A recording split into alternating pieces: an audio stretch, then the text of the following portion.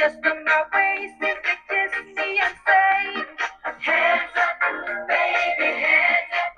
Give me your heart, give me your heart, give me hands up, baby, hands up. Give me your heart.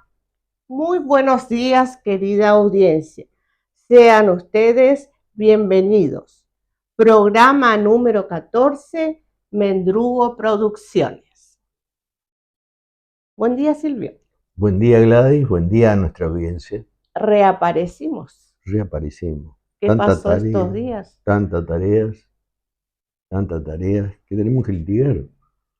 Claro. Porque nuestros sueldos de jubilados no nos alcanza. La gente preguntaba, ¿cuándo van a subir el próximo programa? Sí, es cierto. Es verdad. Ya lo vamos a hacer.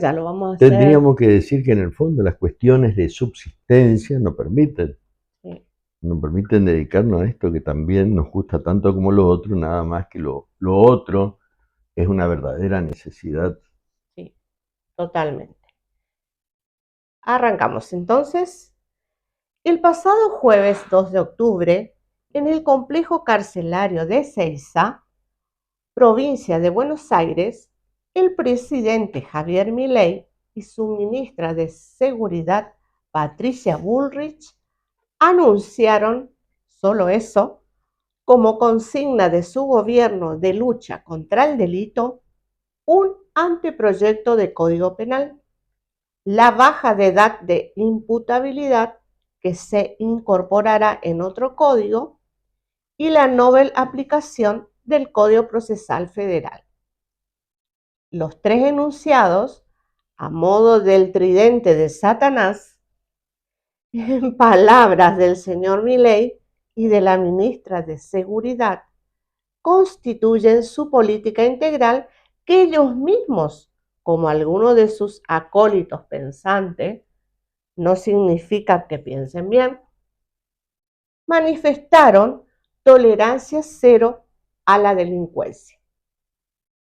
Antes, como ahora, Silvio, decidimos, previa instigación recíproca, Sí, verdad, a postergar temas relativos a la agencia policial en particular y del sistema penal en general, motivada en la emergencia del debate provocada por la desconfianza en el distorsionado discurso preelectorista de ambos funcionarios que coreaban al unísono: nace una nueva doctrina penal de tolerancia cero. No obstante que algunos, en afán de ganar algún miserable espacio de poder en el gobierno de turno, para la prensa y por ende para la popu, para la opinión pública, igualando para la opinión publicada. Eso. Para la prensa y por ende para la popu, igualando la estrategia de control social y de seguridad, tolerancia cero, a la retórica como demagógica frase: el que las hace la paga. Es decir, con la análoga frase estadounidense de la Segunda Guerra Mundial de vamos a ganar la guerra contra Hitler. Milei y la Bullrich dicen: vamos a ganar la guerra contra el delito y los delincuentes, porque tenemos el letal tridente normativo, Código Penal, baja de la menoridad penal y un Código Procesal Penal acusatorio. Claro, hacemos esa aclaración importante, creo. Sí. Código Penal, ¿cierto? En estado de anteproyecto terminado y con la promesa del envío al Congreso. Sí. Es decir, que todavía ese anteproyecto de Código Penal no tiene estado parlamentario. Eso. Y agrega y dicen: de la misma forma y modo que ganamos la guerra contra la colonización española.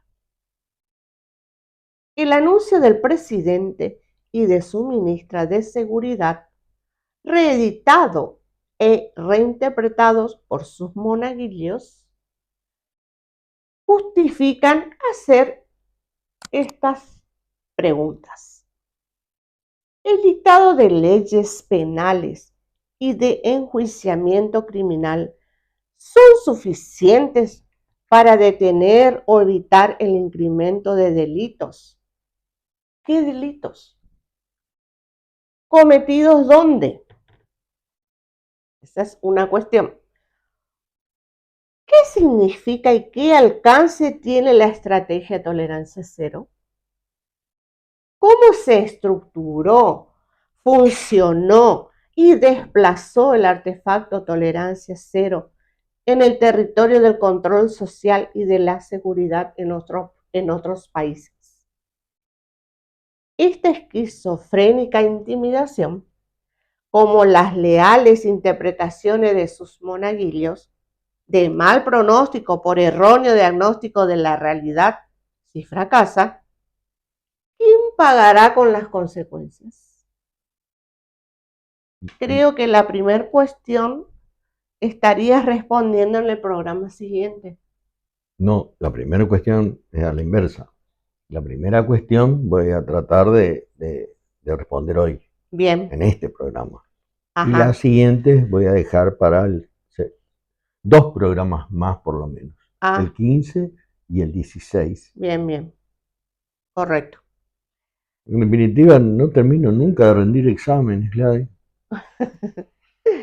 A ver si puedo responder a tus preguntas. Sí. Intentaré hacerlo solo. Cuidado con esto. Porque parte del conocimiento universal del que me apropié y redescubrí en la universidad pública y gratuita, no solo avala y legitimará obviamente mis respuestas, sí, sino que me obligan a intentar contribuir a neutralizar esa violencia difusa que creo viene desde abajo. Entre comillas, desde abajo. Tornando consciente el riesgo que provoca este proyecto de unicato que ejerce el presidente Javier Milei en un Estado democrático de derecho. Autoritarismo, obvio, es también otra vez la obviedad del anarcocapitalista, como se autodefine el presidente, de poder sin autoridad, que padecemos todos los argentinos. Así es. De bien y de no tanto. Responder a estas cuestiones extensas como intensas requiere hacer una breve genealogía del presente, útil como premisa de partida para enhebrar un hilo rojo conductor. Bien. A lo Pavarini, ¿no? Eso. Hacia nuestra premisa de llegada. La creencia por autoridad no proviene de este humilde abogado, sino del mismo Pavarini, en un trabajo interesante que se llama, uno de los primeros trabajos de Pavarini, Economía del exceso y castigos excesivos. Nos viene como anillo al dedo esta expresión de Pavarini que dice: se está difundiendo una cultura populista de la pena que introduce quizás por primera vez la cuestión de la penalidad socialmente compartida desde abajo, así como el clamor popular, clamor público. ¿Dónde podemos ver esto? Esto está en internet, www, todo junto, defensesociale, como suena, .org/revista 2003/14, y hay un PDF que es de fácil obtención, adquisición. A ver. Leo mi borrador porque es interesante. En aras de hacerme entender en estas cuestiones, pongo de manifiesto que luego de la restauración de la formalidad democrática en el año 1983, Sí. en Argentina hemos intentado establecer una nueva sociedad que se reinicie con la construcción de una cultura de la tolerancia. Ujú. Un camino de mayor libertad. Veníamos del genocida, de un proceso genocida, de una matanza. Inclusión también estaba en la finalidad social, como la igualdad de oportunidades, especialmente para nuestros jóvenes, para nuestra mocedad.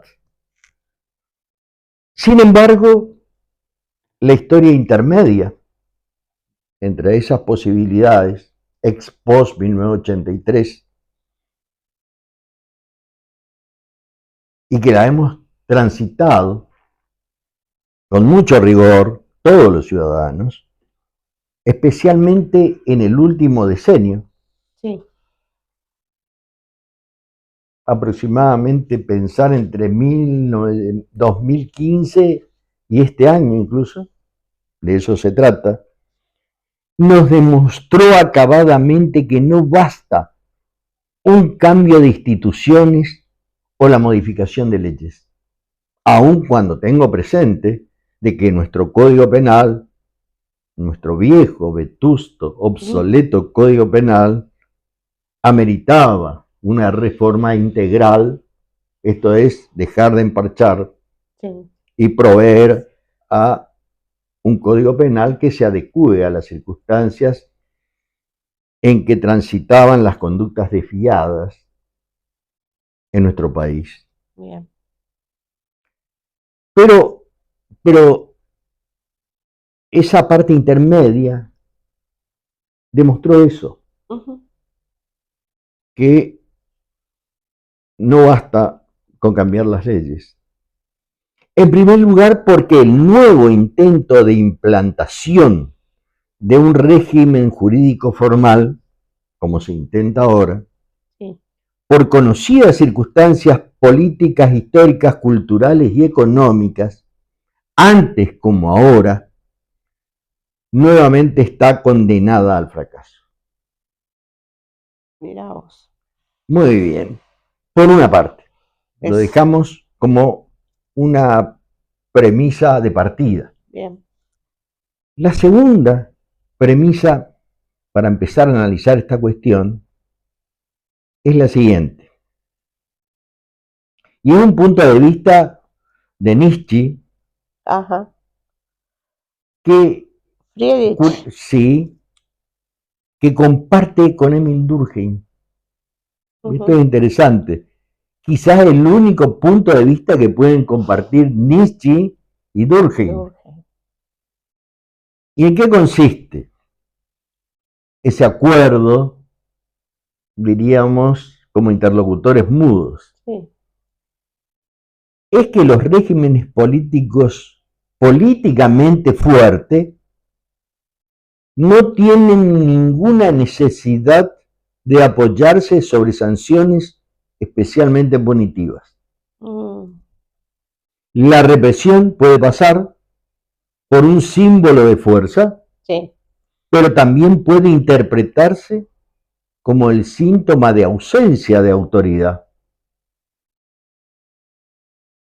y como una coerción injustificada. Estas dos premisas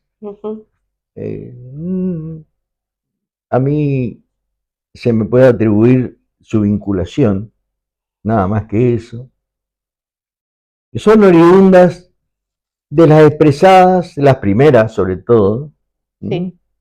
de que de nada sirve el cambio o reforma de la ley penal, responde a la plataforma, al epistema de Gabriel Ganón, de la Universidad Nacional de Rosario, y puede consultarse con el título de Reforma de la Policía, cambio organizacional o estructural, como interrogante, eso. Que está publicado en un trabajo más extenso, con otros autores, de varios de esos autores, que compiló Máximo Soso en 1999.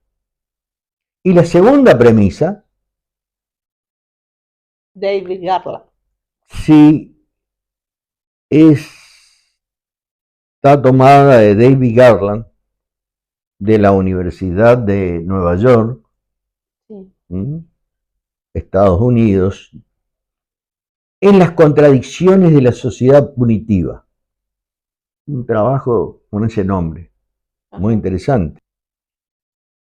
Ya tenemos entonces dos epistemas que abren la puerta de un territorio a explorar. Bien.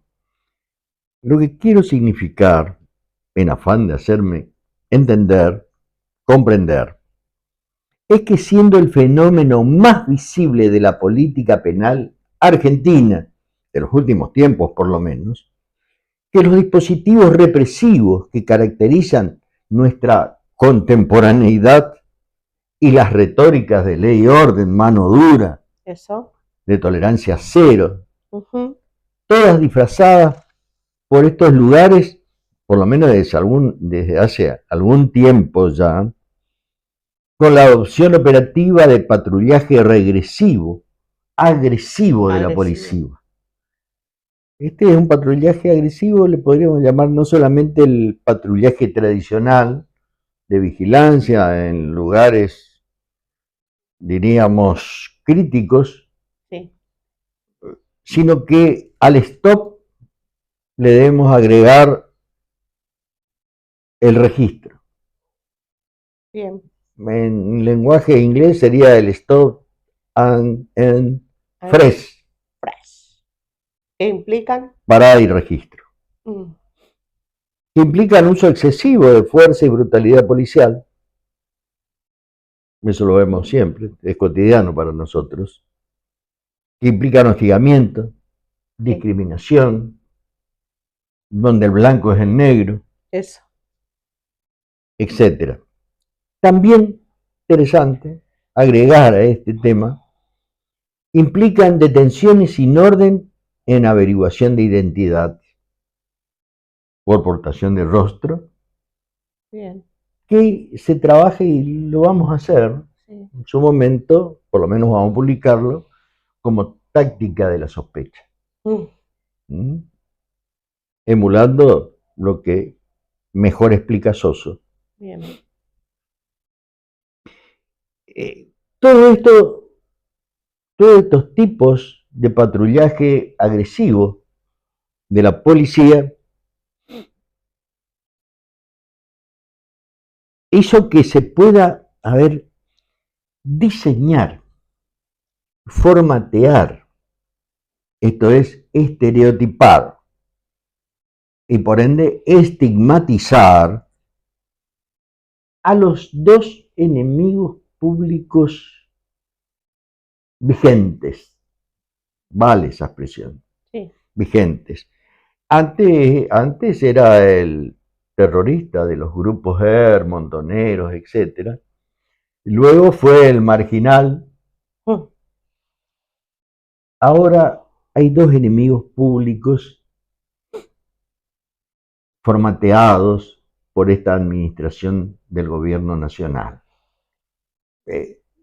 No son enemigos públicos, si quieren podemos modificarlo. Podemos decir que son enemigos apropiados. Apropiados. Claro. ¿Y dónde podemos encontrar este concepto de enemigos apropiados? Lo estoy diciendo en lenguaje de Nils Christie. Ajá. ¿Y dónde está? En la industria del control del delito. Las nuevas formas de holocausto. Anda por ahí Nick Christie dando vuelta. Debe estar que por en paz acá, descanse. Tu libro. Claro, que fue publicada por la editorial del Puerto, Buenos Aires, en el año 1993. Es decir que en afán de buscar el enemigo, Sí.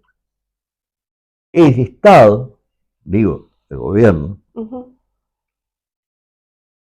dispuso que la ciudadanía tenga dos enemigos. A ver. Primero, la microcriminalidad, básicamente entrampa lo que se llaman los street crime, delitos de la calle, delitos callejeros, también incluidos los escruches. Ajá. Y el segundo enemigo apropiado abarca todo lo que pueda ser kirchnerismo. ¿Quiénes están ahí entrampados? ¿En qué bolsa le metieron? ¿A quiénes? Son todos los que no piensan como piensa el gobierno. Claro. Eso lo vemos todos los días. Los malos. Claro, ellos son los malos, son Claro. el ellos. Hay abundante bibliografía para eso. Es decir, son los malos, vos lo dijiste. Diferentes a nosotros, claro, por eso. Los buenos. Esto lo podemos encontrar con los títulos de Criminología del Otro, Criminología Mediática, bien, bien, etc. Es decir, que esta imposición en el vocabulario de estas dos personas que estuvieron en el complejo de Ezeiza no es otra cosa que su correspondencia desprovista de toda fundamentación científica y que se trata en la temática de la causalidad mágica, idealizada, y es curiosa como incomprensible en este caso, porque enervan al Estado de Derecho, como en el martillo de las brujas, de Kramer y Sprenger, dominicos, encargados de la persecución de las brujas, y autores del manual de juicio de la Inquisición,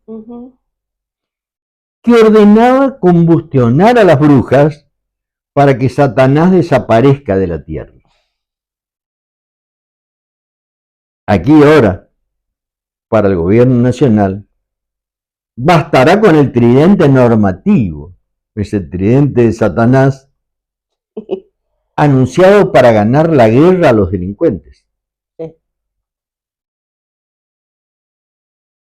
El discurso que le urgía al gobierno nacional, claro, anunciado por razones de urgencia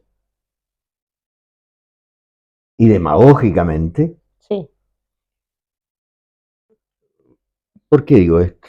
Y porque esto ocurrió, el anuncio, el 2 de octubre.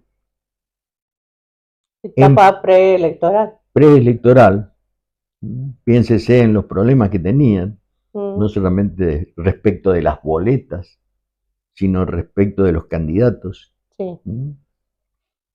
Especialmente de Esper. Para los argentinos, lo que estoy diciendo es más que entendible. Sí. Y digo que resultó totalmente inconsistente.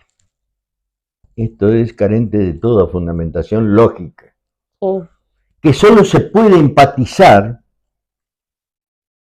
tratemos de buscar. El síndrome de Disneylandia. Con el síndrome de Disneylandia. Tú lo has dicho. Es decir, con las expectativas creadas, idealizadas por la ley penal proyectada, buena o mala, oportuna o no. No es esa la cuestión que vamos a tratar nosotros. Es más, desconocemos en absoluto el anteproyecto o lo que está dentro del anteproyecto. Nos imaginamos, pero no como un espectro. Pero lo que realmente motiva y fundamenta estas expresiones fueron que esas leyes proyectadas lo fueron de manera inconsulta. Se dictan a espaldas. Se dictan a espaldas del pueblo, Sí. o del plebiscito popular, y también de los expertos antipáticos para el poder de turno, y por ende se jibarizan o indexan en su aplicación o no aplicación cuando tratemos estas cuestiones. Estos discursos del gobierno de turno Sí. olvidan o quieren olvidar el reconocimiento al espacio de mediación. Es decir, entre el dictado de la ley y su descarga o aplicación de parte de nuestros jueces.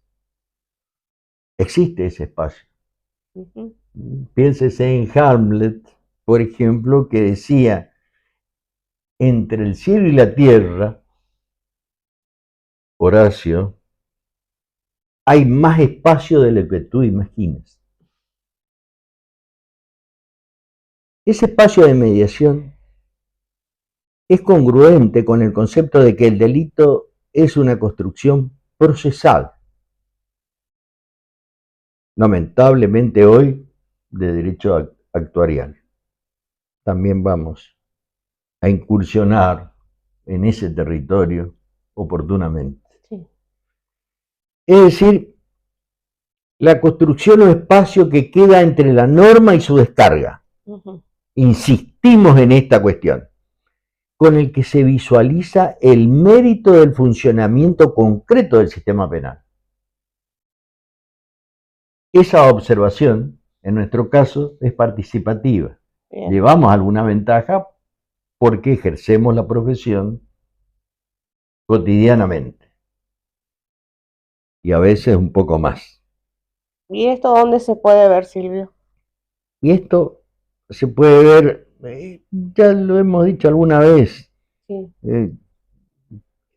Cuando Pegoraro diseñó, construyó sus primeras ideas en el sentido que está propuesto, que no nos pertenece, es de él, de Juan Pegoraro, en Notas sobre el poder de castigar. Bien. Publicada en Alter, editorial Alter, México, en el año 2006. Y también puede verse en La tragedia de la lucha por la justicia, de Mariano Gutiérrez, investigador de CONICET. Excelente profesor. El dictado de leyes penales y procesales, por muy duras que sean, como califiqué para este programa, de tridente normativo o sí, tridente de Satanás, no solucionarán ni reducirán las tasas de delincuencia, organizada o no, especialmente dictada para reducir la microcriminalidad, esa es la dirección, sí, disminuir la población carcelaria, bajar las tasas de reincidencia, de miedo colectivo, del miedo líquido, de Bauman, y del pánico moral de Stanley Cohen. Bien. Entre otras cosas. Sin embargo, a propósito, debo decir que el pretérito efecto antes de mi ley resultó un fracaso. Por lo menos en los lugares donde se aplicó, total o parcialmente. Es más, las estadísticas serias consolidan esta definición anticipada. Antes de cerrar este programa, y reconociendo que omití responder 3 de las 4 preguntas que me hiciste. Así es. Prometo desalojar el engaño de que con leyes punitivas se soluciona el incremento de delitos, merman las tasas de delincuencia o disminuye la población penal. Sería bueno que muestres uno de nuestros gráficos, especialmente el de la Procubin. Ajá. Sería interesante que acá puedas exhibir. Y demás hierba. Y que la estrategia de tolerancia cero responde a un discurso populista y demagógico en busca del tesoro perdido que el gobierno incluso nunca tuvo. Esto es la gubernamentalidad. Y lo digo en sentido amplio, no solamente Foucaultiano, en sentido amplio. Y que la criminalidad primaria, esto es reformar o crear nuevos tipos penales, va a resultar, sin lugar a dudas, Sí. un placebo para el miedo al delito. Esa es la única utilidad. Tal cual. La coerción psíquica, Sí. antigua, de Feuerbach, de 1813, Un poco viejito. que hoy, claro, con la crítica ha sido superada, porque insistimos, cuando el delincuente va al hecho, va al delito, no piensa en el Código Penal. Totalmente. Por eso decimos y repetimos, resultará solo un placebo para el pánico social. Para el miedo al delito. Bien. Dice José Hernández en su obra Cumbre, no hay plazo que no se cumpla ni deuda que no se pague. En el próximo programa exploraremos los territorios de control social y sus relaciones con la estrategia de tolerancia cero. Hasta aquí hemos llegado recordando que antes... Perdón, tolerancia cero, interesante. Sí. Vamos a tratar de venir de esa teoría que no es científica, ni tiene base en estadísticas, Sí. ni quanti ni quali, sino en el sentido común. Lo ha dicho el mismo Kelly, Sí. de las ventanas rotas o de los cristales rotos. Vamos a incursionar desde ese momento, es decir, que vamos a hacer un análisis diacrónico Bien. hasta nuestros días. Dale, bien, bien. Hasta aquí hemos llegado recordando que antes como ahora, cualquier crítica era entendida como protección a las brujas. Hoy, como protección a los delincuentes. Del martirio de las brujas de 1484. Sabemos y prevenimos ese ataque, y más por estos lugares. Sí. Y siempre se contaminan. Es decir, la criminología mediática contamina el hecho y el juzgamiento del imputado por un delito con la actuación del abogado defensor. Sí. Y esa contaminación hace que él también sea un encubridor en esa criminología mediática. Lo pasan de bando, eo ipso, automáticamente. Eso. Creemos que podríamos ser imputados como cucas. Pero el no lenguaje de Milei, ¿no? Sí. Pero no llegaremos a ser condenados si nos defiende Spies von Langenfeld. Spies von Langenfeld. Con su prudencia criminal o Cesare Beccaria con su de los delitos y de las penas de 1764. No tenés el año de prudencia criminal, te lo digo y me acuerdo, porque me acuerdo. No lo Pocas tengo. cosas que me acuerdo es de 1631. Del alemán jesuita, sí. Spies von Langenfeld.